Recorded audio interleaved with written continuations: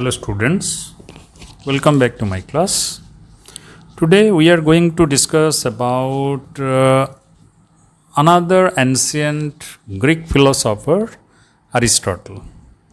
Aristotle, who was a famous Greek philosopher and scholar, he joined Plato's academy but later broke away from him and founded a school called Lyceum.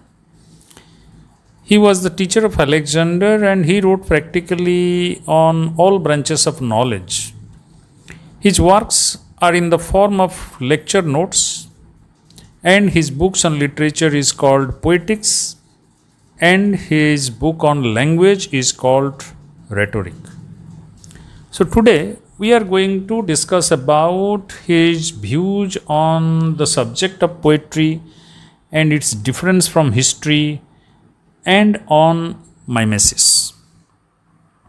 So Aristotle, as the disciple of Plato, differed significantly from his teacher in relation to mimesis or imitation of art and poetry.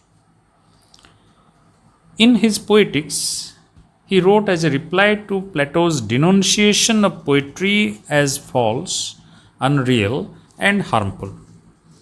He strongly defended both poetry and poets against Plato's accusation that they spread falsehood and unnatural thoughts in the minds of the youth.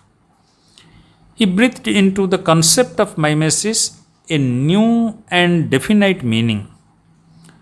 While Plato called it a mechanical process, sometimes working through divine madness, Aristotle said that it is recreative, rational, and based on contemporary reason. In the words of Atkins, Aristotle reinvented the process of mimesis from mimicry to imaginative creativity. He assured that poet makes something new out of the things taken from nature. It is also a fundamental human instinct.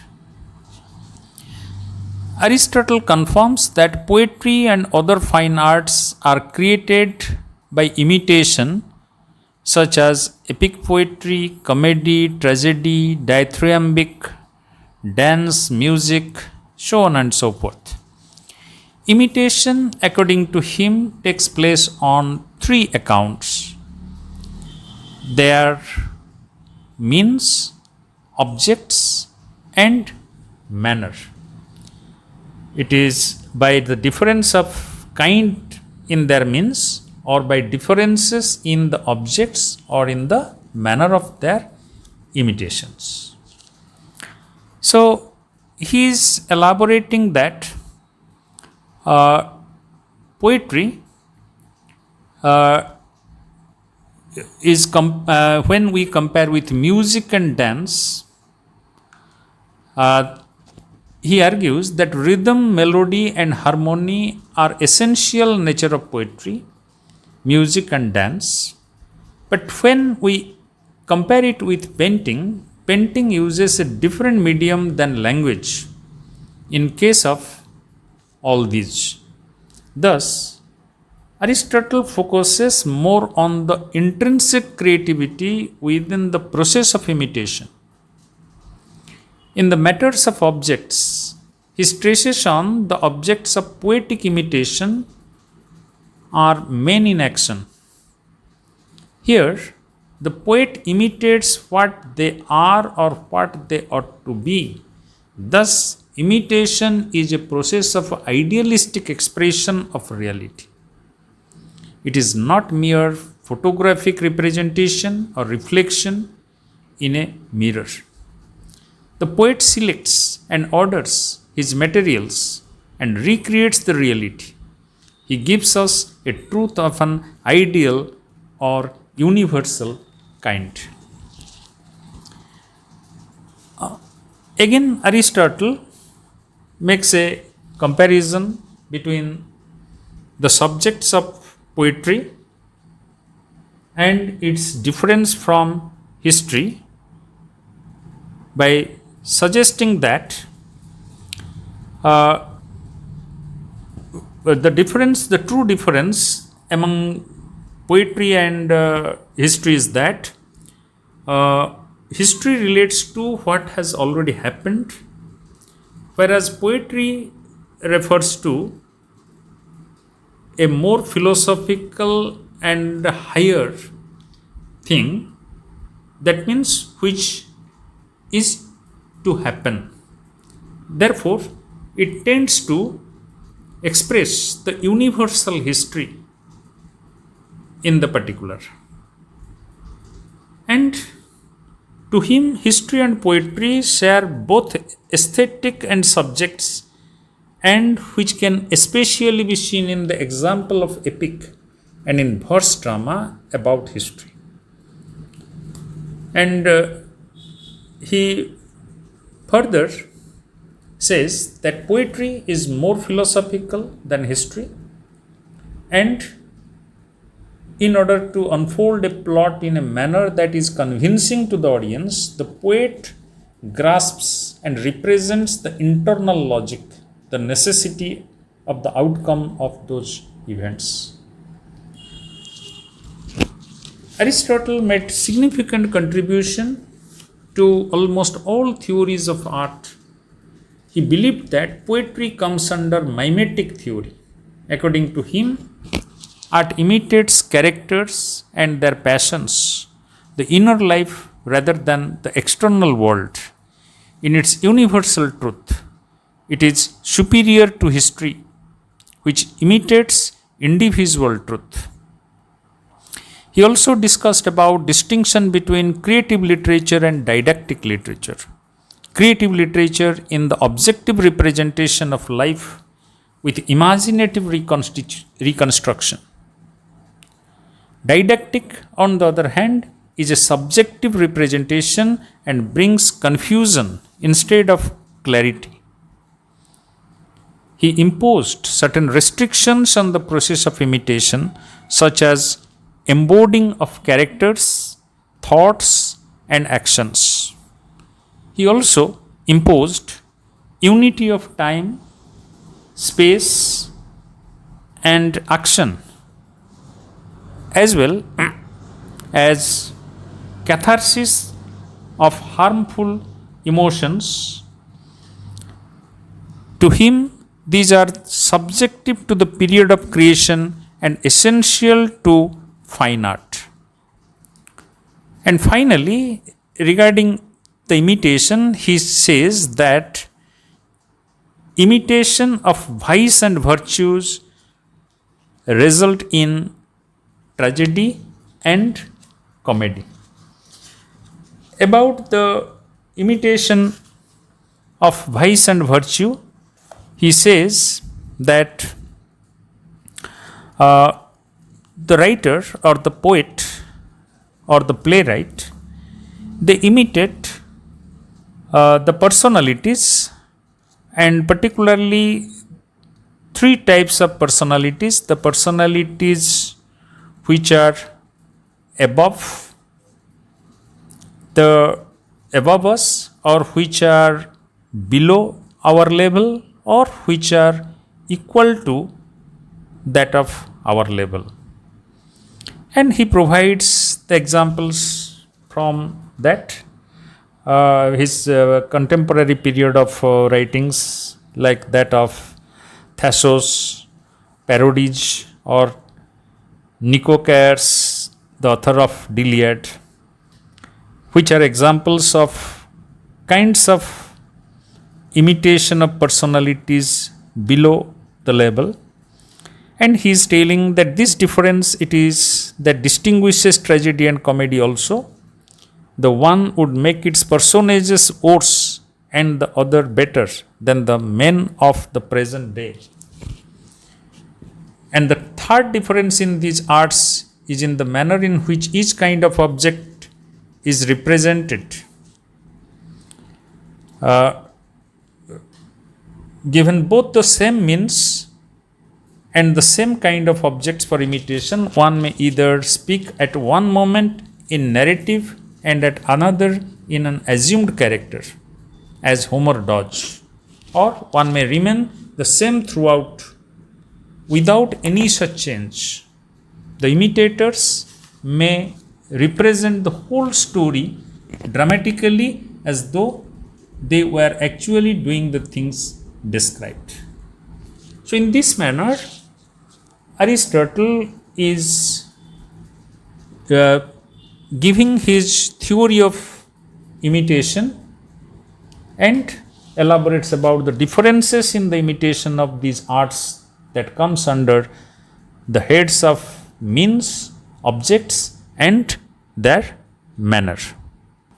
Aristotle talks about two causes in the origin of poetry. One is the imitation that is natural to man from childhood and his advantages over the lowest animals, and the second being the delight that he draws from such imitation, though sometimes the incidents may be that of sadness, but when it is being imitated, it produces delight. And going further, he discusses about the differences between epic poetry and tragedy. In his two seminal books, Poetics and Rhetoric, he wanted to elaborately discuss about the purpose of knowledge and skill in relation to expression. In his Poetics, in the process of defining imitation, he makes a comparison between epic poetry and tragedy. To him, satiric poetry developed from iambs and heroic poetry or epic poetry developed from hymns. Later on, tragedy developed from heroic poetry, and thus both have many similarities. Both epic and tragedy are serious in subject and intense. In spite of their lengthiness, tragedy is controlled by the unit of action, whereas an epic can continue far beyond. Secondly, epic is narrative and tragedy is full of action. Epic is basically episodic, but tragedy must follow the three unities: time, space, and action. While epic is confined to hexameter, tragedy can have a variety of meters.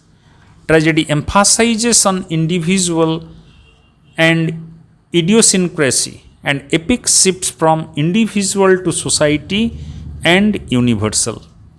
In the matters of irrational and marvelous, epic is superior to tragedy. And finally, both have similar forms, diction, spectacle, and even melody. But Aristotle provided greater emphasis and superiority to tragedy for its dramatic effect on the audience. Coming to the definition of tragedy by Aristotle, we will find that he defines a tragedy then is the imitation of an action that is serious and also as having magnitude, complete in itself in language with pleasurable accessories, each kind brought in separately in the parts of the work in a dramatic, not in a narrative form, with incidents arousing pity and fear, wherewith to accomplish its catharsis of such emotions. So, this is one of the most accepted form of defining tragedy, and it is most elaborate, having different parts within it. The first part of it is the imitation of an action that is serious and also having magnitude and having completeness in itself. And secondly, there is the language with pleasurable accessories each kind brought in separately in the parts of the work. And that is dramatic, not narrative, where it differs from that of the epic. And the most vital part of the tragedy, as defined by Aristotle, being that it has to accomplish its catharsis of the harmful emotions. And as a result, we find the definition of Aristotle's concept of tragedy is considered as therapeutic.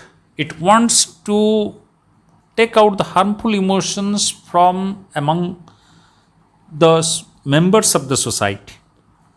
And he also discusses about the different constituents of tragedy. He says that there are 6 parts consequently of every tragedy as a whole, that is of such or such quality.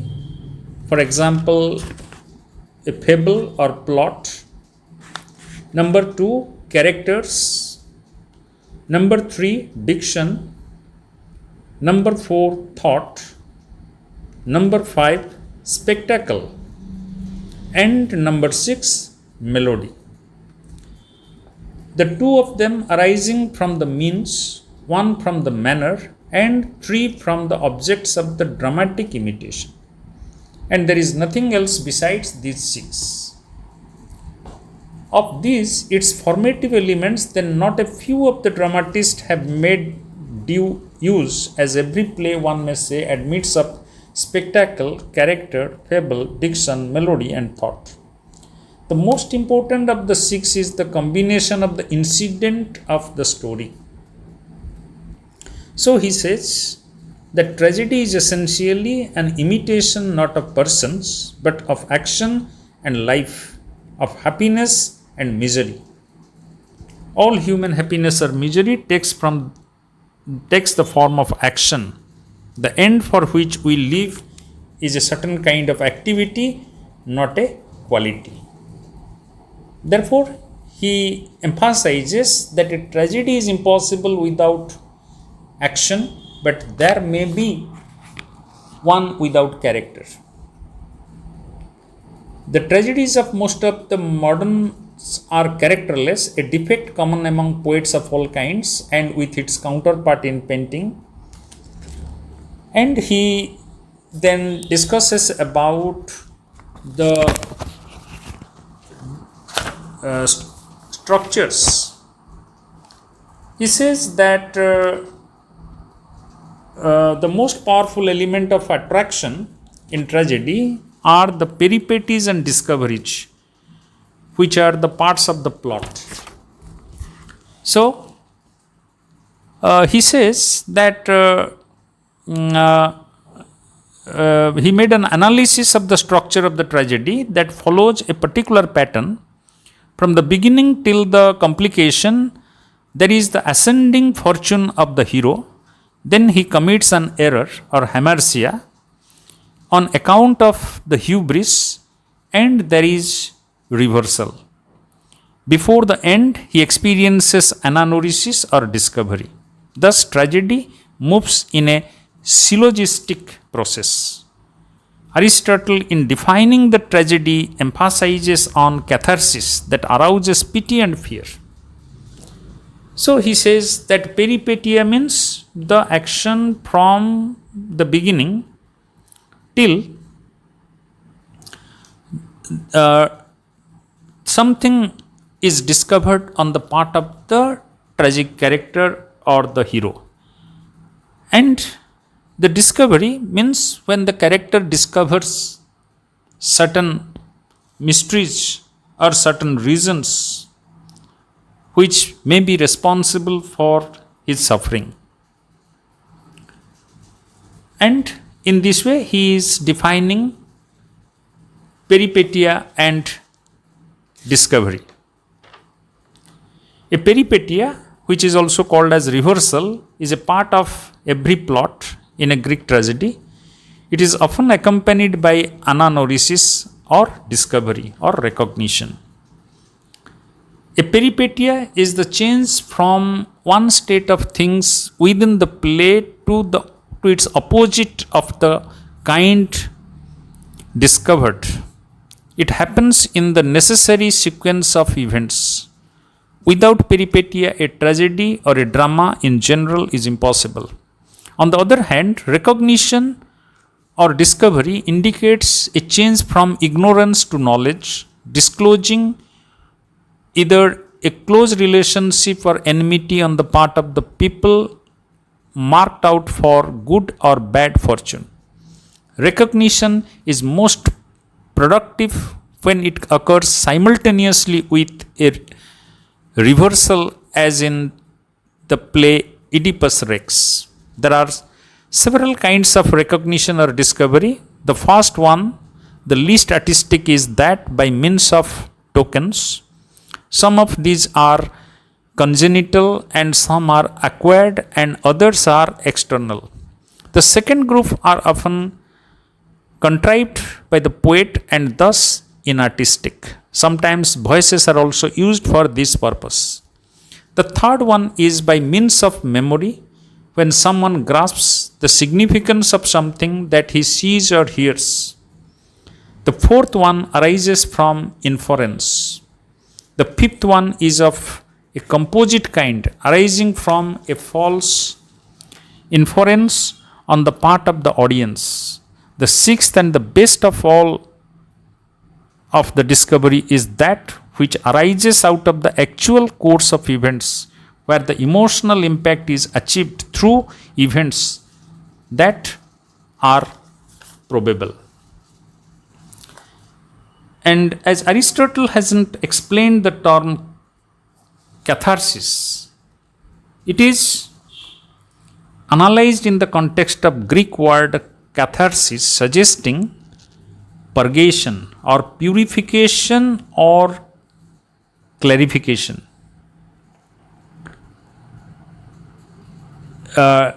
Critics point out that catharsis is a medical metaphor suggesting purgation. Tragedy excites the emotions of pity and fear, which are in the heart of every person. By the act of excitation, tragedy affords a pleasurable relief. The feelings of pity and fear are not removed permanently. The stage provides a harmless and pleasurable outlet for instincts that demand satisfaction. Aristotle's suggestion is that the tragic pleasure is that of pity and fear, and the poet has to produce it by a work of imitation through probable incidents. However, some critics they reject the idea of purgation by suggesting the general emotion that turns harmful in the course of change in fate of the hero. Thus, catharsis drives out and controls such emotions. It may also be a process of learning and therefore pleasurable according to clarification theory. However, Aristotle recommends that the selection of incidents and their arrangements within the plot should intensify the emotions of the audience into a frenzied height, and then suitably also release through appropriate action on the part of the tragic protagonist. For the purpose, he selects spectacle as the chief agent and use of iambic verse and metaphorical diction as necessary. Pleasure derived from a tragedy may also be the pleasure of vicarious experience. The critic Lucas says that tragedy enables us to feel the thrill of violent emotions. The indulgence of such feelings is definitely pleasant. Probably that is why catharsis provides pleasure which is uh, uh, which is coming into existence by or being enhanced by splendor of elegance and skill of language, it becomes the purpose of the tragedy. According to Aristotle, tragedy, however, is an imitation not only of complete action but also of incidents arousing pity and fear. In such incidents that have very great effect on the mind when they occur unexpectedly, and at the same time, in consequence of one another, there is more of the marvelous in them. So, he talks about the different forms of plot. So, the finest form of tragedy, the plot must be not simple but complex. And he gives certain plots which are to be avoided by the dramatist. Number one, a good man must not be seen passing from happiness to misery. Secondly, a bad man from misery to happiness, because the first situation is not fear inspiring or piteous but simply odious, and the second situation is untragic because it doesn't appeal either to the human feeling nor to our pity or fear. And the third situation that to be avoided by the dramatist is an extremely bad man be seen falling from happiness into misery. Such a story may arouse the human feeling in us, but it will not move us to either pity or fear. Pity is occasioned by undeserved misfortune, and fear by that of one like ourselves. And in this context, he is telling that the perfect plot, accordingly, must have a single and not a double issue. The change in the hero's fortunes must be not from misery to happiness, but on the contrary, from happiness to misery. And the cause of it must lie not in any depravity, any depriving, but in some great error on his part. This error of judgment on the part of the hero is called as the hamartia, and that is the cause of the tragedy. And in the classical tragedy, as Aristotle has defined, it is the cause of the tragedy is mostly fate.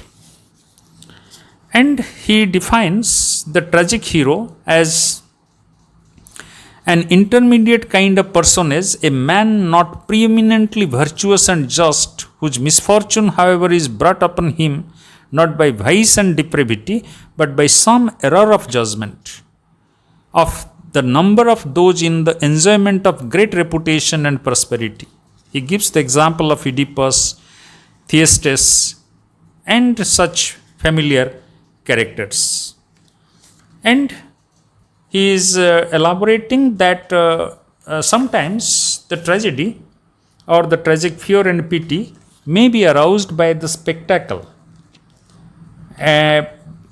but they may also be aroused by the very structure and incident of the play. That is the better way and shows the art of the better dramatist. The plot, in fact, should be so framed that even without seeing the things take place, he who simply hears the account of these shall be filled with horror and pity at the incidents.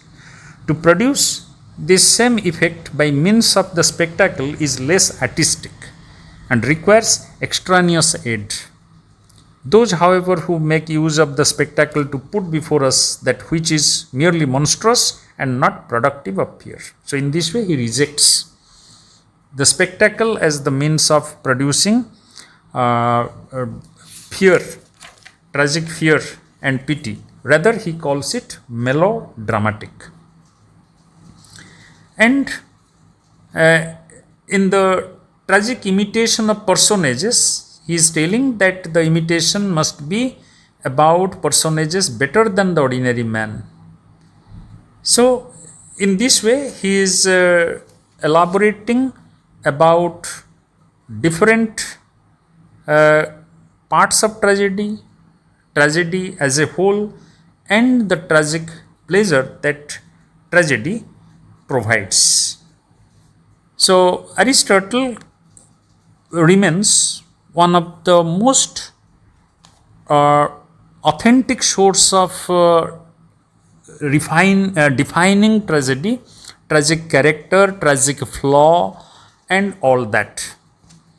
So, the poet's aim, according to him, should be to combine every element of interest, and his main emphasis is on pleasure or the interest of the audience in presenting the tragedy.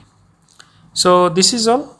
I hope that you will benefit from this discussion about the tragedy, its definition, its constituents, and its analysis given by Aristotle. Thank you.